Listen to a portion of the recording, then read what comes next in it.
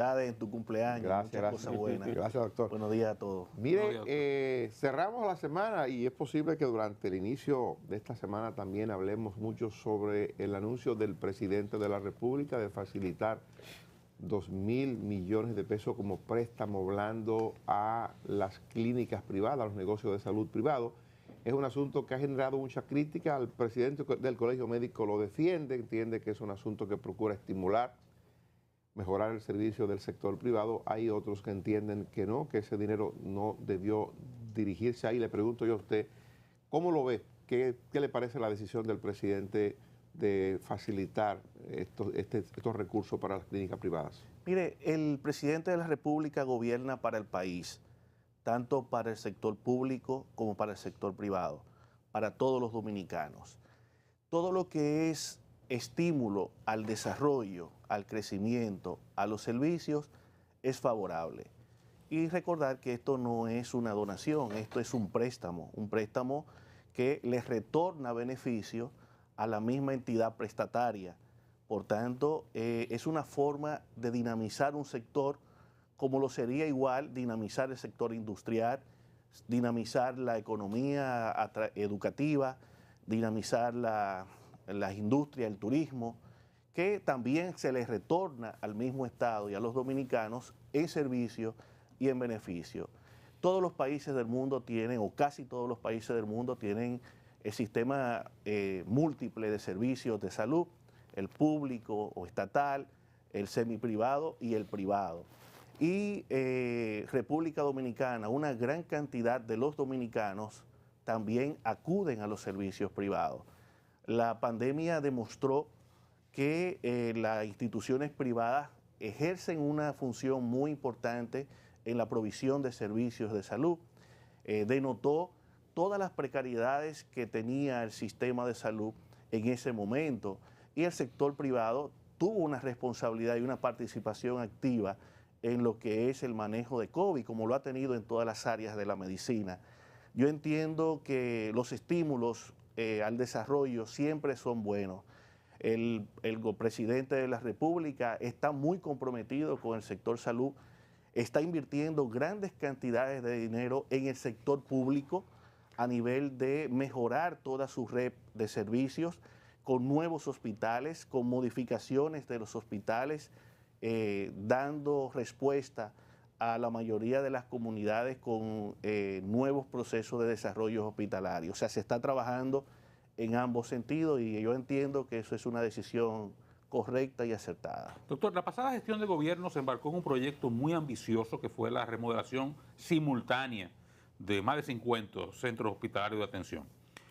Usted al llegar al Servicio Nacional de Salud se encuentra en medio de esto. Algunos hospitales terminados, otros a medio terminar, otros con cuestionamientos. Al día de hoy, ¿cuál es la situación de esos centros, tanto los que fueron intervenidos como los que están pendientes? Sí, mire, las intervenciones estaban bajo la responsabilidad del antiguo ISOI, hoy el Ministerio de Construcción de la Vivienda. Infraestructura y Vivienda. Vivienda, exacto, el INVI.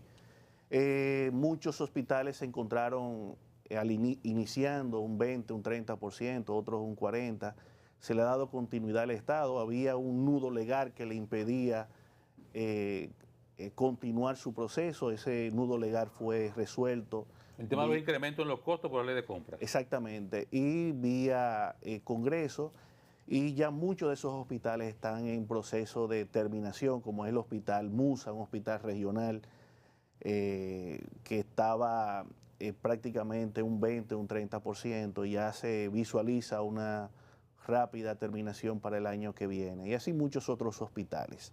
Creo que fue un error iniciar tantos procesos al mismo tiempo, sin un proceso de selectividad y de gradualidad, lo que provocó grandes congestionamientos en toda la República. Hoy lo vivimos, hospitales que están abarrotados de personas, donde no se fortaleció el primer nivel de atención, que debe ser la puerta de entrada a los hospitales, y donde se puede resolver entre el 70 y el 80% de todos los problemas sin necesidad que llegue a un segundo o un tercer nivel. Ahí ese es otro gran reto del Servicio Nacional de Salud, digamos de alguna forma, para hacerlo financieramente sostenible. ustedes necesitarían crear una red pública de centros de atención primaria, por un lado, y por otro lado, certificar de alguna forma los hospitales en la CISARRIL para que los hospitales puedan comenzar a cobrar en el sistema. Mira, usted desde fuera ha dado el diagnóstico. Los hospitales pueden ser sostenibles por sí mismos porque la mayoría de los dominicanos están afiliados a la seguridad social. Más de un 95% de todos los dominicanos están afiliados. Tenemos 5.7 millones de dominicanos en el régimen subsidiado y tenemos 2.3 millones de dominicanos en el régimen contributivo. Eso representa solamente entre SENASA, que estoy hablando, 7 millones de afiliados. Las ARS privadas tienen el resto. El problema que tienen los hospitales es su poca capacidad de facturar los servicios. No estoy diciendo que le cobren al paciente, estoy diciendo que le cobren a la ARS, que es diferente. No estamos hablando de que se le cobre un copago a los pacientes para ir a los hospitales. Estoy diciendo que ese paciente saque esa cédula o esa tarjetica y pueda facturarle el servicio a la ARS, porque como quiera están dando servicio a los hospitales, pero la mayoría de los servicios no se facturan. Pero hay hospitales que son modélicos, el hospital de Herrera, por ejemplo. Son varios hospitales que logran tener esa sostenibilidad. Por ejemplo, el Hospital Ney Arias Lora es un hospital que factura sus servicios, es sostenible, tiene su capacidad para incluso generar el mantenimiento de su misma red. El Hospital Hugo Mendoza, el Reinaldo Almanzar, Secanop, son hospitales que tienen un modelo de gestión diferente a la mayoría de los hospitales de la red pública. Pero ¿qué sucede? Muchos de nuestros hospitales, por decir la gran mayoría... ¿Funcionan con la cuota de recuperación? ¿Perdón? ¿Funcionan con la cuota de recuperación? Ese modelo sí, pero entendemos que los hospitales públicos, si facturaran, no tuviesen que cobrar un copago, que ahí es donde... ¿Se está cobrando copago? No, la mayoría de los hospitales no. En algunos hospitales de autogestión sí. Pero el modelo, si logramos facturar lo que... Pero eso implica certificarlos a los hospitales. Se deben habilitar. La mayoría habilitar. de los hospitales públicos no están habilitados. La habilitación la hace el ministerio. La hace el Ministerio de Salud Pública. Y si no está habilitado, por tanto, no puede afiliarse a la ARS. Ahora, Mario, discúlpeme, Dani, para poner que es una gran distorsión. Claro, para poner un buen ejemplo que la gente puede entender y usted lo puede explicar incluso más. Un accidente en las Américas, un paciente que llega con una necesidad de emergencia, lo llevan a Darío Contreras. Sí. Ese paciente puede tener un tarjeta del seguro, un seguro privado incluso. Y el Darío Contreras lo estabiliza, gasta 150,000 pesos, por ejemplo, en estabilizarlo, y no le cobra un peso. Así es. Y ese paciente luego se va entonces a un hospital privado, a una clínica privada, pasa su seguro, y esa clínica privada sí cobra. Igual, si el Darío Contreras está habilitado, como lo está, correcto, pero la ARS privada dice que no la va a afiliar, no la afilia. Sin embargo, ese paciente de una ARS privada va a ese hospital, recibe todos los servicios, hay un gasto y luego no hay un retorno en la economía y ese hospital entonces entra en un déficit porque está subsidiando a un sistema... Va al costo de los contribuyentes. Va en contra de los contribuyentes. ¿Y entonces qué hay que hacer con eso? Hay que replantearnos el modelo, el sistema tiene que tomar decisiones y sobre todo son decisiones. El Consejo Nacional de Seguridad Social. Entre ellos el Consejo Nacional de Seguridad Social, entre ellos el Ministerio de Salud Pública, deben tomarse decisiones y eso es impostergable por mucho tiempo porque la red pública de hospitales tiene una gran presión. A nuestra llegada encontramos 4.200 millones de pesos en deuda de los hospitales e incrementar los servicios como lo estamos haciendo genera una presión al mismo sistema hospitalario, porque si no tiene retorno en el servicio que da, significa que está trabajando con un déficit. Doctor, ¿qué iniciativa tiene el Servicio Nacional de Salud a propósito de los operativos en Semana Santa y los hospitales? ¿Cómo van a reaccionar o qué prevención tendrán? Sí, hay un plan de emergencia para estas épocas que siempre se implementa. Todos los hospitales traumatológicos están en estos momentos reforzados con medicamentos, con supervisión de su personal élite de emergencia y de unidades de cuidado intensivo, los hospitales provinciales y los de tercer nivel también, todos los programas de respuesta a la emergencia ya están activados. Como siempre, el servicio a través de la red pública garantiza la respuesta hospitalaria en la red de sus hospitales. Doctor, cafecito Santo Domingo para usted, igual para nosotros. Mira, doctor, volviendo al tema, que yo creo que es una aspiración de todos, ¿cuánto nos falta para la habilitación de todos los hospitales o de qué depende eso? Sé que hay una cantidad de hospitales que están en un proceso que todavía no están aptos para ser usados porque no se ha terminado la reparación, bueno, 1000 cosas puede operar, pero si pudiéramos hablar de un tiempo, ¿cuándo pudiéramos entrar de pleno en la habilitación total del sistema? Mira, se está trabajando, el ministerio está teniendo una participación muy activa y muy responsable con este tema. Recuerden que para habilitar un hospital debe tener una serie de condiciones que le permitan y garantice al usuario que los servicios puedan suministrarse con toda la seguridad. Eso implica grandes inversiones en la red pública. Ustedes saben que la red pública está todavía en una situación de tránsito hacia una mejoría sostenida. Nosotros encontramos el 54% de todos los hospitales en condiciones críticas y está avalada y sustentada en una evaluación de 765 páginas que está en nuestro portal de transparencia. Y el resto de los hospitales en una condición regular, y significa que será un proceso gradual pero sostenido, y hay un compromiso del ministerio de facilitar una habilitación transitoria para permitir que estos hospitales puedan hacer las adecuaciones definitivas y que esa habilitación continúe con el tiempo. Usted ha recordado que ciertamente en virtud de lo que se ha establecido con la creación del Ministerio de Infraestructura y Vivienda, le corresponde a ese ministerio el tema de la terminación de los hospitales en proceso de reparación o reconstrucción. La parte del equipamiento, ¿a quién le corresponde?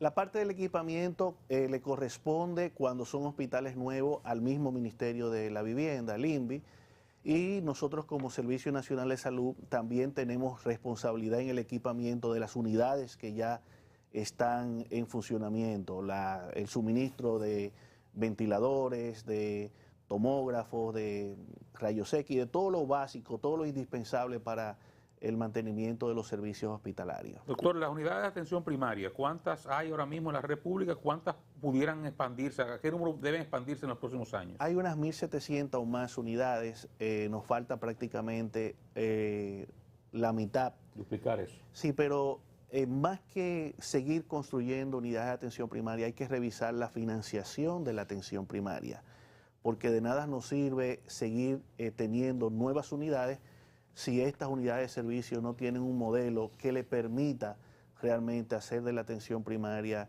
un nivel eficiente y acertado. Vamos a lo mismo.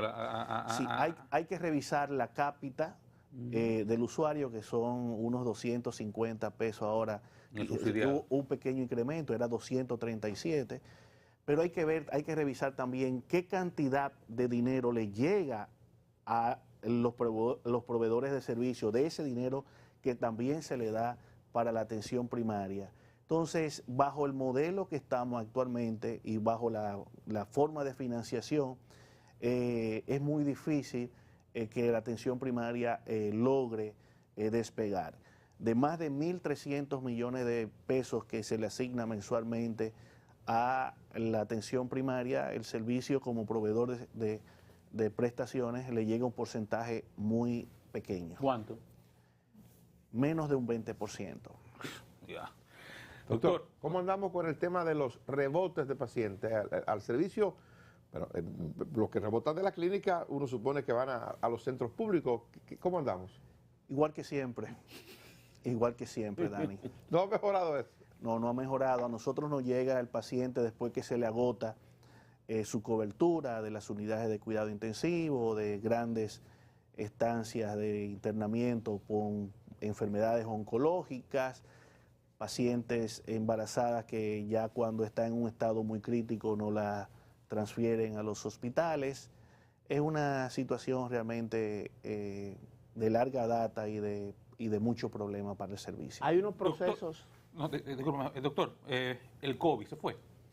El COVID permanece, pero permanece en unos niveles que no resulta ser un problema para la salud pública. ¿No hay riesgo de que la variante nueva, el Omicron B, que anda por allí, tenga efectos importantes en República Dominicana? Si ocurre una mutación que logre ser muy infectante y agresiva, pero eso no ha ocurrido en el tiempo. Lo que ha ocurrido es que las variantes han ido debilitándose y que ya generalmente un paciente COVID no implica grandes riesgos. ¿Qué tan preparados estaríamos para una situación de expansión rápida del virus? Lo tuvimos en las últimas etapas y nunca el sistema hospitalario se vio sometido a situaciones de sí, que no pero estuviese un bajo su espacio control. COVID requiere unas particularidades que cuestan y se desmontan. No, nuestra red no está desmontada, nuestra red permanece. Lo que estamos haciendo es que esa red la estamos utilizando para otros tipos de pacientes,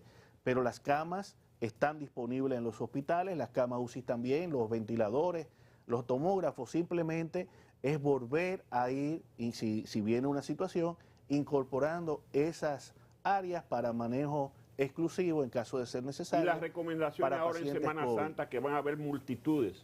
La recomendación, fíjese que ya no va, todos andamos sin mascarilla, haciendo nuestra vida normal, sin embargo, la cantidad de casos es insignificante. Las recomendaciones vienen ahora para el manejo prudente de las personas, reducir el consumo de alcohol o evitarlo, tratar de contener estos tipos de accidentes que ocurren generalmente, que en Semana Santa es la principal causa de muerte en los pacientes accidentados, y para eso cada familia debe tomar sus medidas de prudencia y de control. Ahora viene la etapa de las bebidas adulteradas también.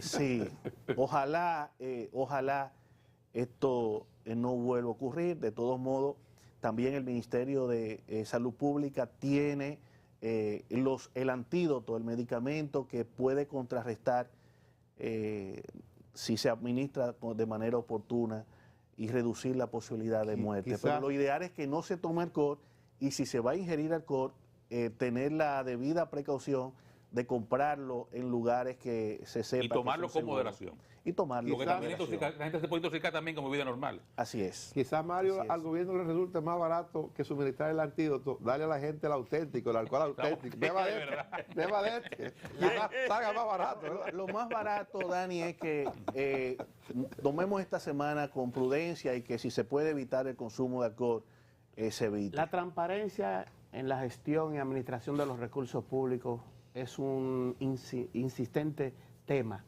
pero a veces muere el paciente con procesos y protocolos eficientes de protección de los recursos. Hablemos de humanización. ¿Qué tan humanizado está el servicio como para que un paciente que necesita urgencia de un medicamento o de cualquier tipo de servicio se le dé rápido para que sea eficiente el resultado? Sí, mire, esa es la clave. La humanización de los servicios es uno de los puntos que se toma siempre como referencia para hablar de calidad. El personal sanitario está de manera continua en un proceso de fortalecimiento de los recursos humanos e implica el desarrollo de liderazgo y de cualidades como la humanización de los servicios, que es indispensable para poder ayudar a nuestros pacientes. ¿Usted ha estado en el servicio público antes de ocupar esta función? Yo nunca había participado del servicio público. ¿Y qué le ha parecido? Mi ejercicio fue privado, salvo ocasiones donde hacíamos actividad pública con operativos, pero siempre estuvimos muy inmersos en lo que es la parte hospitalaria. Hemos desarrollado una vida prácticamente muy cercana a esto.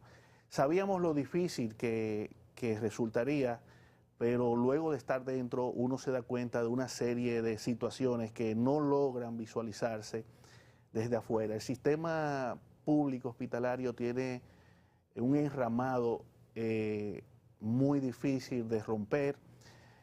Los recursos humanos los gremios, la dificultad para ejercer con transparencia la administración pública, los portales de transparencia que no existían en muchos hospitales, los enramados económicos que circundan a través de los hospitales, todos ustedes conocen. Los suplidores.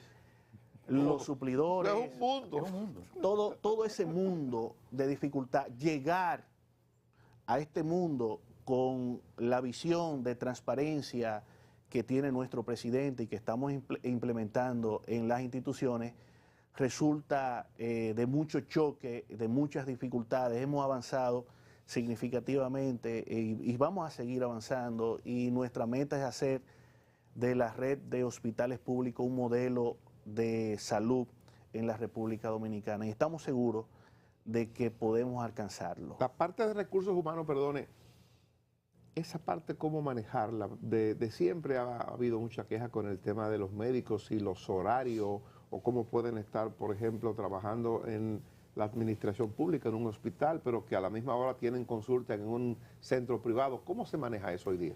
Miren, ha sido una de las partes más difíciles el lograr el cumplimiento en la gestión de los recursos humanos de todos los sectores. Pero te puedo decir que hemos ido mejorando. Es un tema donde implica que el mismo gremio tiene que ayudar a que esto ocurra. Se le pide que el cumplimiento de los acuerdos, no más. O sea, nosotros no estamos pidiendo más, nosotros estamos pidiendo que lo que se ha acordado con el gremio se cumpla. Y le puedo decir que en sentido general, hacia ahí vamos. En el año 2021 obtuvimos un crecimiento en servicio de un 40% con relación al 2020. Hicimos 18 millones de pruebas de laboratorio en el 2021 con relación a 13 millones de pruebas de laboratorio en el 2020.